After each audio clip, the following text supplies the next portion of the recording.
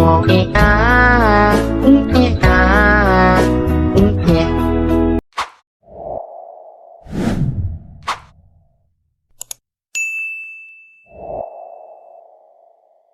sempat aku doa betul lah, dia dengar lagi ada suara pintu kamar yang digedor sama laki-laki itu. Oh, nggak santai lagi ketuaannya dia. Laki-laki yang membawa pisau daging itu pun datang lagi. Nah, mengetahui kalau laki-laki itu datang, wah, sosok perempuan yang tadi lagi ngelus-ngelus aku tuh ketakutan lagi. Bantu saya nggak mau mati lagi. Tolong bantu saya. Hai, wassalamualaikum warahmatullahi wabarakatuh. Terima kasih sudah klik video ini. Oke, wah, untuk menemani kalian di malam Senin ini, aku datang kembali dengan membawakan satu kisah horor Wawa part 210, ya kan? Dan sebelumnya aku mau nanya dulu nih, apakah ada di antara kalian yang sekarang masih kuliah dan ngekos? Gimana suasana di kos kalian, Wak? Aman-aman? Nah, malam ini nih, ada salah satu Wawa kita yang bercerita tentang pengalaman mistis yang dia alami pada saat ngekos semasa kuliah. Awalnya Wawa ini selalu bermimpi sesuatu yang mengerikan. Dan ternyata mimpi itu ada kaitannya nih dengan misteri dari kamar kosan yang dia lagi tempati ini. Saking seremnya, Wak, sampai-sampai suatu malam Wawa sama temen-temen kosannya itu tidur berkumpul di satu kamar. Padahal mereka semua cowok loh, Wak. Tapi sampai pada tidur bareng gitu loh, saking takutnya. Penasaran kalian sama kisahnya kan? Jadi tanpa berlama-lama kita langsung masuk aja ke ceritanya ya. Check it out. Tapi tunggu sebentar, Wak. Sebelum aku masuk ke kisahnya, aku mau sampaikan satu informasi penting nih buat wawa-wawa kesayangan aku semua. Karena di sini aku pengen makin deket dan sharing lebih banyak dengan kalian. Aku mau mengundang kalian untuk bergabung di YouTube membership Nadia Omara. Dengan menjadi YouTube memberku setiap bulannya, Wak, kalian akan mendapatkan pertama, tambahan satu konten eksklusif dengan experience baru yang tidak biasa.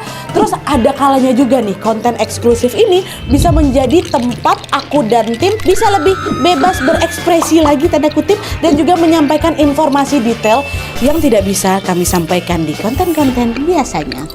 Dan selain itu kalian juga akan mendapatkan badges khusus di samping nama akun YouTube kalian.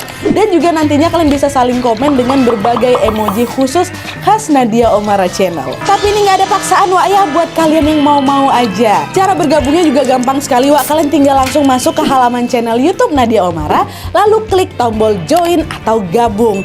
Dan kalau sudah, kalian tinggal langsung melakukan pembayaran melalui dompet digital yang kalian punya. Udah selesai. Selamat bergabung dan selamat menikmati konten eksklusif dari kami di YouTube membership Nadia Omara. Kita tunggu kalian di room members only ya.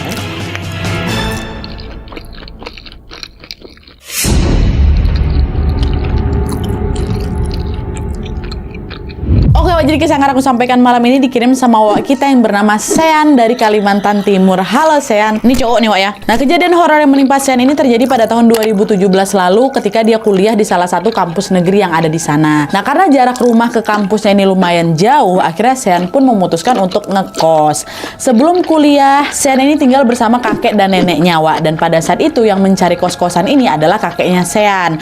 Pada suatu hari kakek pun mulailah mencari kosan murah di sekitar kampusnya si Sean ini kan. Tapi setelah dicari-cari, Wak, ternyata di sana rata-rata biaya sewanya itu lumayan tinggi. Semurah-murahnya kos yang kakek temukan tuh, Wak, harganya masih kisaran 850.000 lah per bulan. Lumayan mahal, Wak, harga segitu waktu itu kan. Nah, selama seminggu kemudian kakek pun terus mencari kos lain yang harganya di bawah harga yang tadi. Sampai akhirnya entah dapat info dari mana, kakek pun berhasil menemukan kos khusus laki-laki dengan harga sewa sekitar 400 sampai 600.000 per bulan. Dan ini adalah kos yang paling murah sekitar sana, Wak.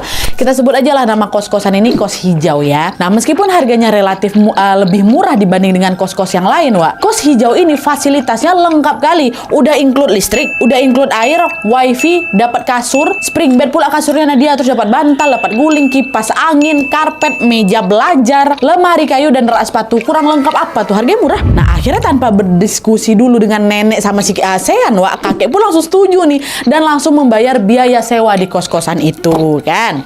Udah dapat nih di kos hijau itu. Keesokan harinya barulah kakek dan nenek mengantarkan Sean pindah ke kos hijau itu karena memang sebentar lagi perkuliahan akan segera dimulai. Nah, pada saat mereka sampai di sana, terkejut aku, Nat, waktu aku nengok bagaimana kondisi kos itu sebenarnya secara detail lagi. Dimana meskipun memang fasilitasnya lengkap kali memang, ternyata kondisi bangunan kos itu tampak, mohon maaf ya, kumuh, Nat. Semua isi bangunan kos tuh berdebu, terus ruang tamunya gelap, perabotannya juga usang kali, dan kamar mandinya penuh lumut. Nengok itu Sean sama nenek nggak setuju lah.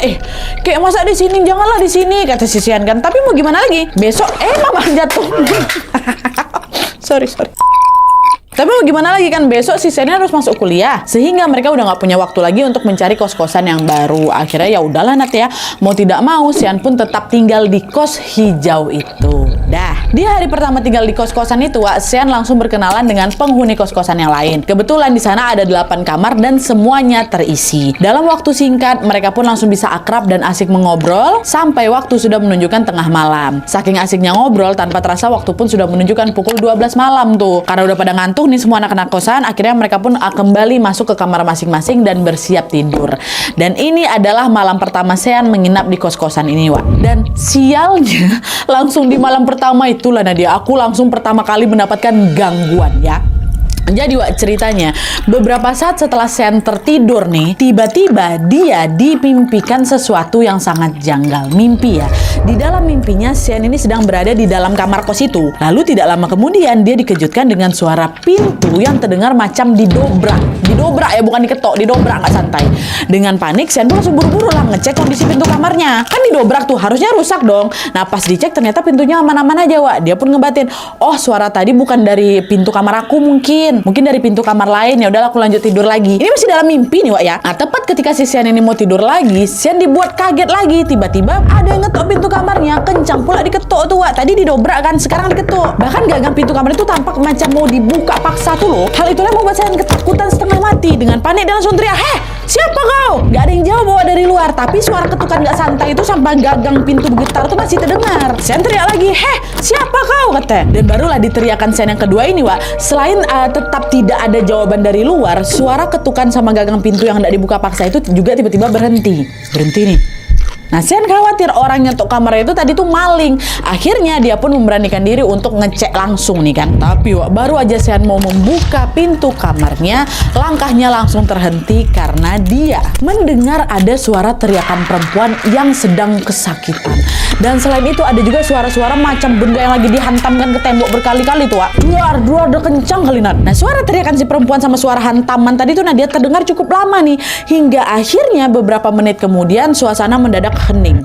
Senyap. Di situ makin ketakutan lagi si Sean kan, dia pun ngebatin nih. Kok hening? Apa perempuan yang ketok-ketok tadi? Apa perempuan itu mati kah? Dalam hati aku dia mikir kayak gitu dalam mimpinya. Sean pun mencoba memfokuskan pendengarannya ke arah pintu kamar lagi. Tapi beberapa saat kemudian, dia betul-betul tidak mendengar suara apa-apa lagi. Karena takut terjadi sesuatu, Sean pun memberanikan diri lagi untuk keluar dan mengecek secara langsung dari kamarnya. Dengan berhati-hati, Sean pun dibukanya lah itu kunci kamarnya kan.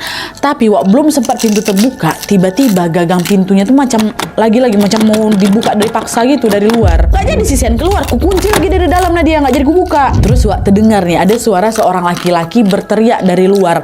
Dengan suaranya yang berat, laki-laki tuh bilang, wanita jalan, katanya, keluar kok, kurang ajar kok ya. Aku tahu kok di dalam, keluar sekarang, buka pintunya tuh, kupenggal kepala kau. Itu Nadia. Teriakan laki-laki itu betul-betul bikin Sean makin ketakutan lagi. Dia bilang, ini kamar aku, ini kamar laki-laki, nggak ada perempuan di dalam sini, katanya kan. Si laki-laki itu juga nggak memperdulikan ucapan Sean, dia terus tuh teriak-teriak sambil berusaha mendobrak pintu kamar si Sean ini. Dan setelah didobrak berkali-kali, akhirnya pintu kamar itu rusak kan. Lalu tanpa dibuka sama Sean, pintu kamarnya tiba-tiba terbuka pelan-pelan, set gitu. Tepat di depan pintu laki-laki tadi pun ternampak. Tubuhnya besar, dia kekar. Wujudnya manusia, ya, bukan hantu genderuwo, enggak, manusia. Hanya saja Sean ini tidak bisa melihat wajahnya dengan jelas, karena suasana di luar tuh gelap kali. Tapi meskipun cahayanya agak remang-remang, Sean tetap bisa melihat bahwa laki-laki itu sedang memegang pisau berukuran besar macam pisau daging gitu di tangan kanannya. Dengan langkah tegap, laki-laki itu pun berjalan masuk ke dalam kamar. Dan ketika jaraknya sudah semakin dekat sama Sean kan nggak di depan pintu tuh, dia kan agak mundur tuh.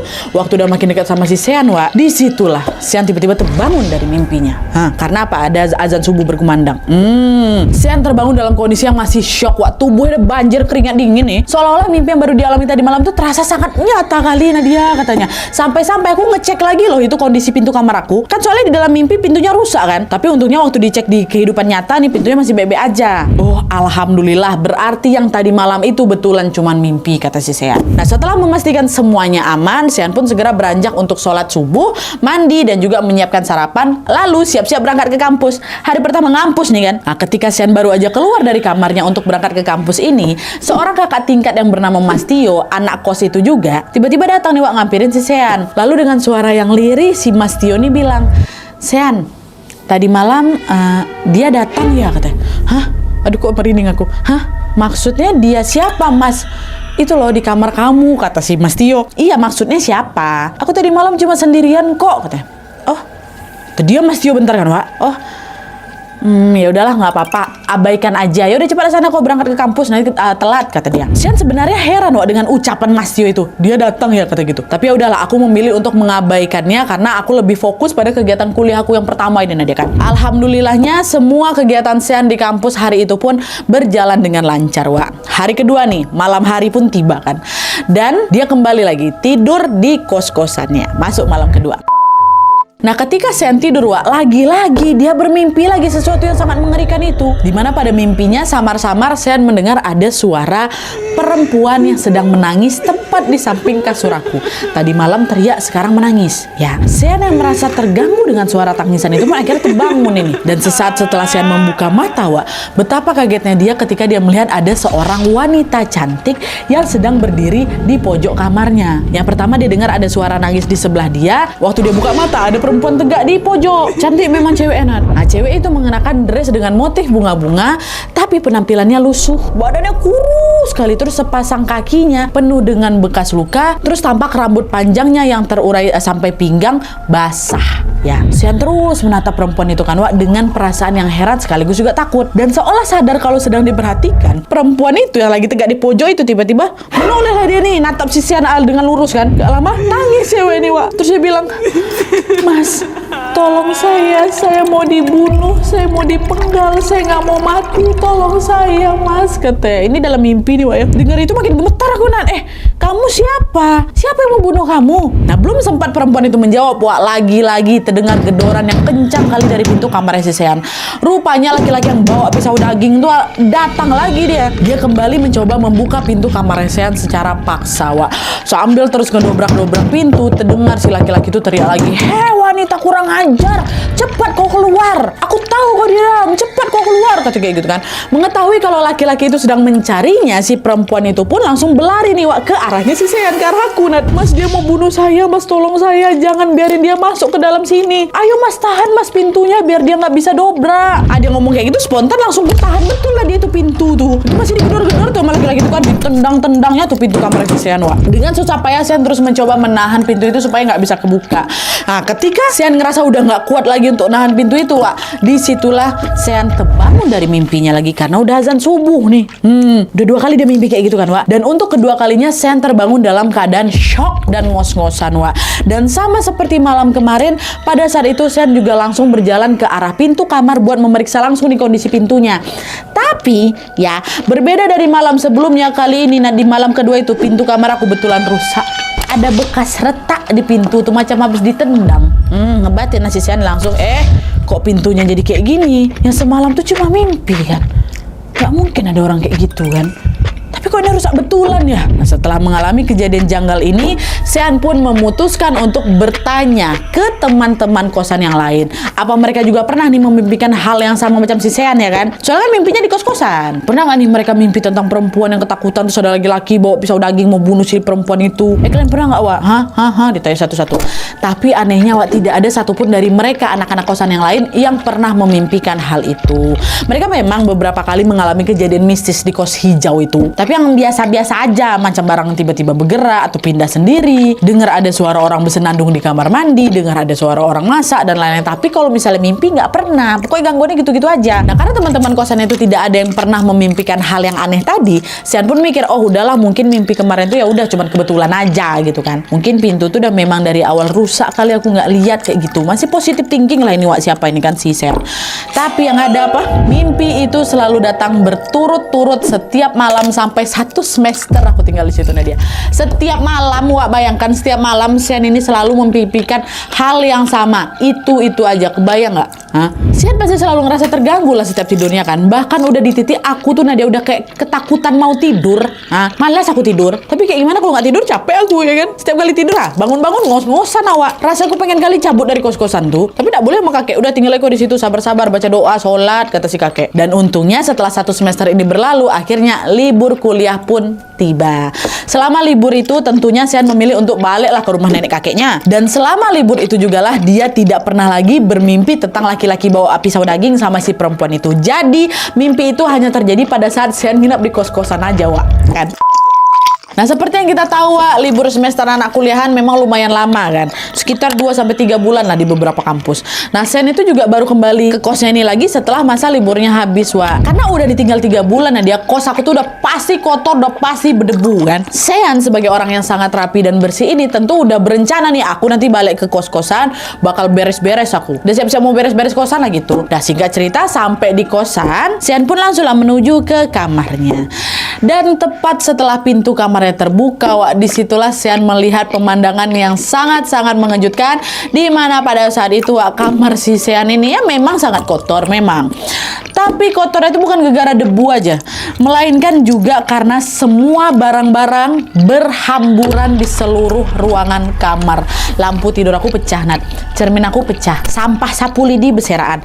Lantai aku tuh udah penuh kecap, penuh saus, yang botolnya tumpah, ya kan. Kasur aku udah berantakan, nah pokoknya macam kapal pecah. Saya nanya lah ke teman-teman kosan kan, kebetulan memang ada beberapa teman kosannya yang udah balik duluan nih ke kosan itu semingguan lah gitu. Nah, saya bilang, kalian ngeliat nggak ada orang yang masuk ke kamar aku, ha? Atau mungkin kalian pernah dengar suara-suara ribut dari dalam? Tengoklah kamar aku kayak kapal pecah.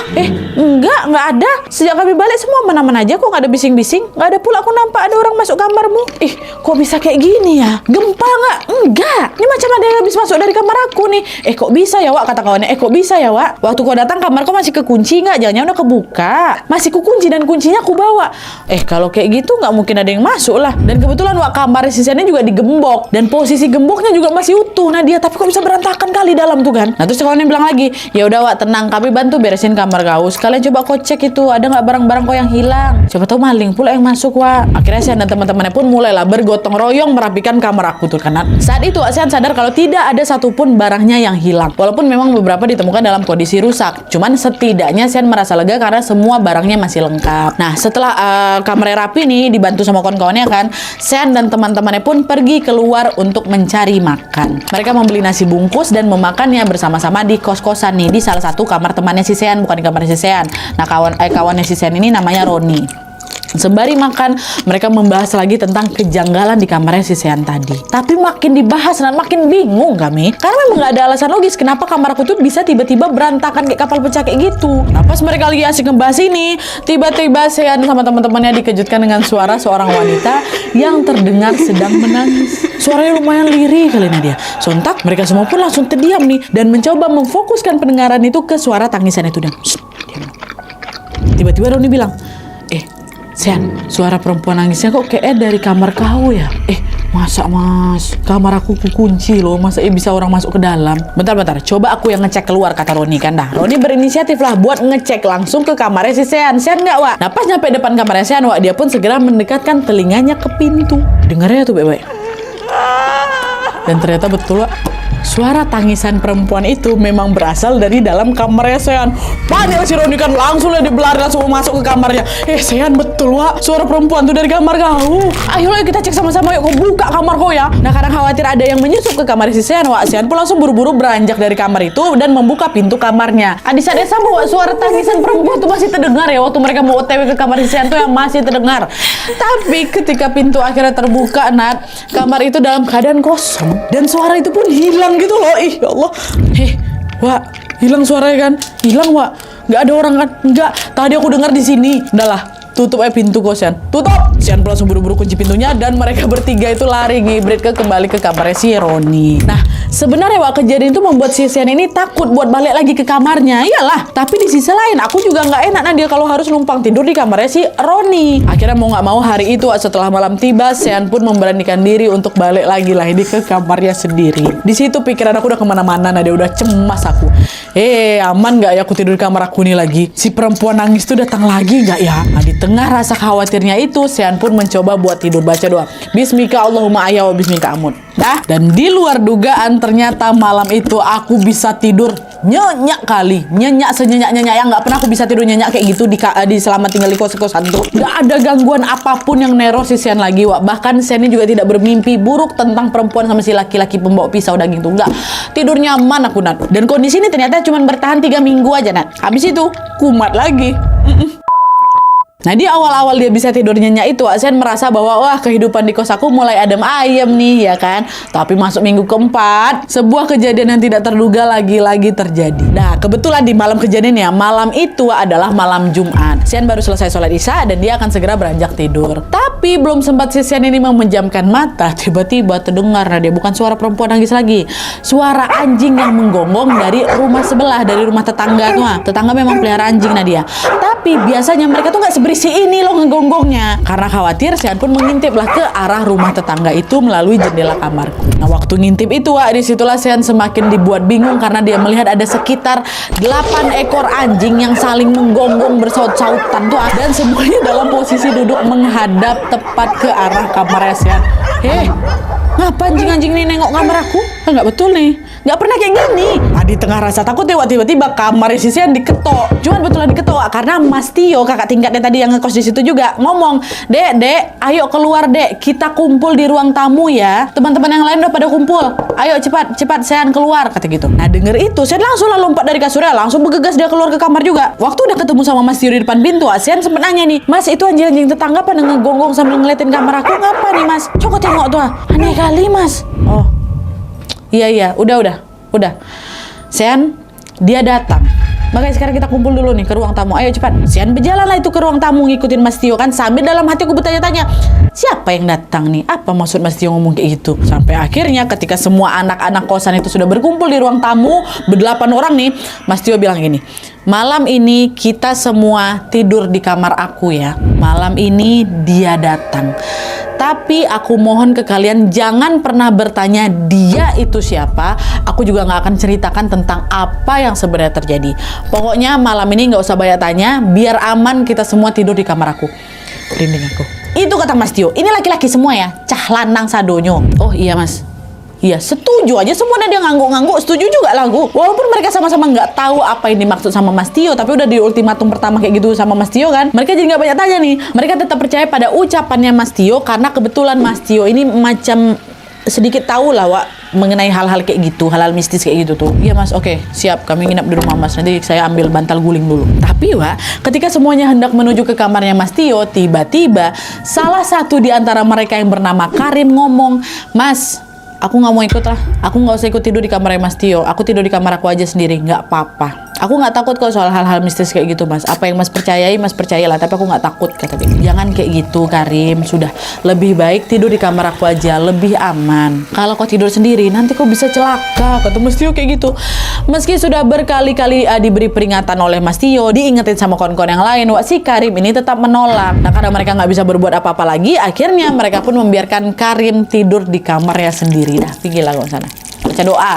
Dah, di saat yang sama Mas Tio langsung mengarahkan anak-anak yang lain untuk masuk ke kamarnya, dan di situ mereka diajak untuk bersama-sama membaca surat Yasin. Baca Yasin yuk sama-sama. Kebetulan muslim semua. Dan ketika mereka sedang mengaji, tiba-tiba mereka dengar Karim berteriak dari kamarnya, kencang dia berteriak. Wah, kami semua langsung pergilah ke kamar si Karim ya kan. Sesampainya di sana, ternyata Karim kesurupan, nangis dia di sudut ruangan dia. Gitu katanya. Dihampiri sama si Sian. Sama Sian sama Mas Tio. Kau siapa? Kau mau apa? Udah keluar, jangan kau ganggu anak ini. Mendengar pertanyaan Mas Tio, sosok yang ngerasuki si Karim ini jawab, saya mati dibunuh suami saya. Kepala saya dihantam ke tembok. Kepala saya dipenggal dan saya mati. Udah ya. Jangan kau ganggu anak ini lagi, dia nggak tahu apa-apa. Terus di situ tiba-tiba Wak, si Karim ini nunjuk ke si Sen. Tapi dia tahu kalau saya mati dibunuh, tapi dia tidak nolongin saya. Kata dia, nengok ke saya, nengok ke aku, Nat, kata. Nengok Karim nunjuk aku, tuh kawan-kawan yang lain juga ngeliat ke aku juga kan. Ke aku ini maksudnya ke si Sen. Nah, bersamaan dengan itu, si Karim masih terus juga nih natap si Sen. Wah, dia bilang, kau tahu, kau tidur di kamar itu. Aku minta tolong tapi kau diam aja. Aku mati gara-gara kau. Katanya, ngapa pula gara-gara aku? Ucapan si Karim itu lawak langsung bikin si Sen ini sadar sama sesuatu. Lalu dengan suara gemetar kan si Sen ini nanya, tunggu dulu, apa kau perempuan yang sering datang ke mimpiku? Tanya si Sean kan. Dengar pertanyaan si Sean, sosok yang ngerasukin si Karim itu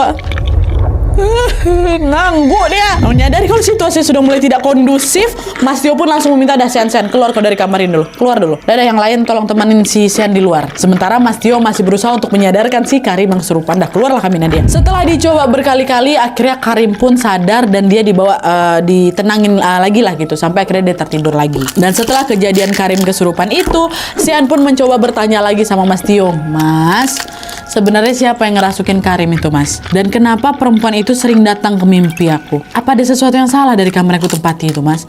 Mas Sean ini jawab, Sean, ini aja lah yang perlu kamu tahu ya.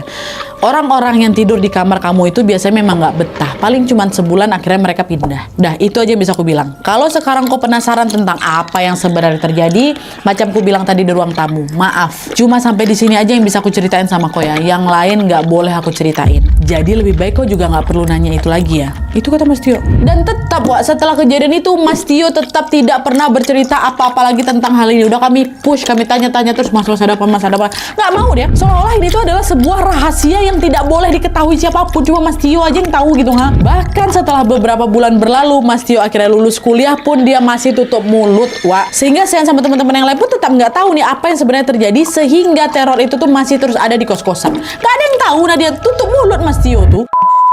Hari-hari berlalu dan satu persatu teman-teman kosan aku pun udah mulai keluar, Wak. Ada yang ini, ada yang apa? Ada yang udah lulus kuliah, macam si Mas Tio tadi. Ada juga yang memang sengaja pindah ke kos-kosan lain. Si Sean tetap pula di kosan itu, Wak. Nggak dibolehin sama kakek pindah. Nah, Sean yang sudah mulai beradaptasi dengan teror-teror itu pun akhirnya memilih untuk tetap bertahan di sana. Sampai akhirnya ada satu kejadian yang betul-betul ngebikin aku ini udah nggak kuat lagi tinggal di situ. Jadi, Wak, ceritanya, ini nih puncaknya nih. Suatu malam, seperti biasa Sean pun sudah bersiap untuk mau tidur di kamarnya. Malam itu untuk kesekian kalinya Sean kembali memimpikan si perempuan misterius itu. Tapi kali ini Wak, si perempuan itu posisinya lagi duduk di atas kasur sambil ngelus-ngelus kepala aku. Nah, dia sambil ngelus kepala si Sean nih. Usapan tangan itulah yang bikin Sean bangun di dalam mimpinya. Sean itu bangun di dalam mimpi ya, bukan bangun setelah mimpi. Nah, waktu aku kebangun, disitulah si Sean ini ketakutan setengah mati. Karena dia nengok ada perempuan yang ngelus-ngelus kepalanya dia kan. Dia baca lagi doa-doa kan, Wak, supaya sosok itu tuh pergi nih. Tapi sayangnya Nat gegara panik lah mungkin itu kan. Waktu itu aku betul-betul ngeblank, Nat. Dan doa yang aku ingat tuh cuma doa makan. Allahumma barik lana fima razaqtana wa qina azabannar. Allahumma barik lana fima razaqtana wa qina azabannar. Itu yang aku baca. Dan kalian tahu setelah dia baca doa mau makan tuh perempuan tuh ngomong apa? Kamu lapar ya? Katanya astagfirullahaladzim. Bukannya takut dia mau dimakan, Wak. Kamu lapar ya, kata si sosok tuh. Hah? Mau digituin makin ketakutan aku. Iya ding, salah aku ding. Bukan doa makan. Allah langsung baca surat kursi lah gitu, memfokuskan dirinya untuk membaca doa yang benar. Belum sempat aku doa betul lah, dia dengar lagi ada suara pintu kamar yang digedor sama laki-laki tuh. Oh, nggak santai lagi ketuaannya dia. Laki-laki yang membawa pisau daging itu pun datang lagi. Nah, mengetahui kalau laki-laki itu datang, Wak, sosok perempuan yang tadi lagi ngelus-ngelus aku tuh ketakutan lagi. Bantu saya nggak mau mati lagi. Tolong bantu saya. Tolong Mas, tolong. Kata gitu. Diguncang-guncangnya badanku dalam mimpi itu. Dan guncangan itulah yang akhirnya membuat si Sean ini tersadar dari mimpinya. Dan ternyata, Wak, yang dari tadi mengguncang-guncang tubuhnya siapa ini? Si Sean ini, si Roni, kawan kosannya. Sean bangun, Sean, kok kenapa? Sean bangun. Kenapa kok tidur gemetar kayak gitu? Katanya. Mimpi akunya. Iya, mimpi kau. Aku tadi mau pinjam penggaris, malah terkejut aku nengok kau tidur sambil nangis, bergetar pula badan kau. Allah, Ron, aku udah gak tahan lagi di kosan ini, Ron. Aku besok mau pindah. Kenapa kok tiba-tiba mau pindah? Hah? Itu kenapa tangan kau? Kok lebam, Sen? Kata si Roni. Sen pun langsung mengalihkan pandangannya ke lengannya itu kan, Wak. Dan ternyata betul kedua lengannya si Sen ini, Wak, luka lebam. Jadi macam bentuk cangkrangan pula. Cengkraman tuh loh. Jadi macam sini ya. Macam habis. betulan habis digoyang. Nah kan, kau tengok lah ini. Iya, aku tadi mimpi buruk Roni. Sampai ngebekas kayak gini, ha? Iya ya, itu nggak mungkin tangan si Roni, Nadia kata si Sian. Itu nggak mungkin tangan si Roni, Nad. Posisi lebam itu sama macam posisi tangan si cewek itu waktu megang aku di mimpi. Udahlah, nggak betul lagi, aku besok pindah aja lah. Nggak betah aku di sini, udah main fisik, Wak. Nah, kejadian itulah yang menjadi puncak dari ketakutan Sean selama tinggal di kos-kosan ini. Kalau teror-teror yang kemarin-kemarin itu masih bisa aku tahan-tahan lah karena dia. Tapi kali ini teror ini sudah mulai melukai fisik aku sampai lebam-lebam kayak gini. Ini udah nggak bisa ditoleransi lagi, kata si Sean. Dah lah tuh akhirnya betul Wak sih nggak cerita. Keesokan harinya Sean langsung lah itu nelfon kakek sama neneknya dan menceritakan semuanya. Kayak dia udah nggak betul kayak udah main fisik kayak. Aku mau keluar dari kos-kosan ini hari ini juga kayak. Tolonglah bantu aku dibanding kakek nyesal nanti. Nah, udah di ngomong kayak gitu barulah kakek lulu. Oh ya udah oke. Besok kami jemput kau. Waktu itu aku nggak tahu Nadia mau ngekos di mana. Hal itu bisa dipikirkan nanti lah kan. Tapi yang jelas aku harus keluar dari kos-kosan ini dulu. Nah hingga akhirnya Sean pindah dan menempati kos yang lain, dia masih tidak tahu tentang apa yang sebenarnya terjadi di kos-kosan itu. Di kos hijau tuh nggak tahu. Sean nggak tahu siapa wanita itu, siapa laki-laki yang bawa pisau itu, kenapa mereka datang ke mimpinya si Sean, sebenarnya apa yang dulu pernah terjadi di kamarnya si Sean ini, sampai nggak ada yang pernah betah tidur di sana kan, nggak ada yang tahu. Semua masih menjadi misteri sampai sekarang. Mas Tio aja yang tahu nih. Udah coba mau kutanya lagi sama Mas Tio, tetap sampai sekarang masih mau tutup mulut ya. Semoga Mas Tio mau buka suara, amin. Mau menuntaskan cerita ini, tapi nggak bisa kita paksain juga, Wak. Kadang kan memang banyak cerita-cerita horor, ya udah dia cuman horor aja. Dia nampakin diri, dia datang ke mimpi, ya udah. Dan sekali lagi ini cerita Wawa, bukan cerita aku. Jadi Wawa bercerita sampai situ, ya udah sampai situ aja kita dengar. Nggak pula kami memandai-mandai cari endingnya kayak gimana ya. Kalau bisa masih gantung kayak gini ya udahlah. Udah dapat segini juga udah seram kok. Thank you ya Bang Sean mau cerita pengalaman horornya di sini. Oke, Wak, itu tadi kisah menyeramkan yang dialami sama Sean pada saat tinggal di kos hijau. Sebenarnya kata Sean masih banyak juga gangguan yang dialami sama Sean selama di sana, Wak. Sama kejadian waktu dia libur semester di bulan selanjutnya. Lagi-lagi kondisi kamar ini persis macam kapal pecah. Dan gak cuma saus sama kecap aja yang tumpah, Wak. Ada belatung. Masih terdengar juga orang-orang pesanan. Banyak lah, intens apa gangguannya di sana. Bahkan di hari ketika si Sean ini pindah, Wak, kebetulan ada nih satu barangnya Sean yang ketinggalan di kamar. Waktu itu yang disuruh ambil si kakek. Dan pada saat kakek hendak mengambil barang itu, kakek terkejut karena di kamarnya Sean itu penuh tawon. Kok bisa Nadia? Entahlah, kakek juga nggak tahu. Tapi yang jelas kejadian itu membuat kakek akhirnya percaya kalau kosannya si Sean ini memang nggak beres. Oke, Wak, jadi sekian dulu videonya. Terima kasih banyak yang sudah menonton. Kalau kalian suka video ini, klik like-nya. Jangan lupa komen di bawah tidak ada dan saran-saran untuk video selanjutnya. Jangan lupa nyalain notifikasinya supaya kalian tahu kalau aku upload video baru. And as always, jangan lupa untuk klik tombol subscribe supaya kalian sama-sama tahu informasi menarik dan menegangkan dari channel aku. See you next video, Wak. Bye.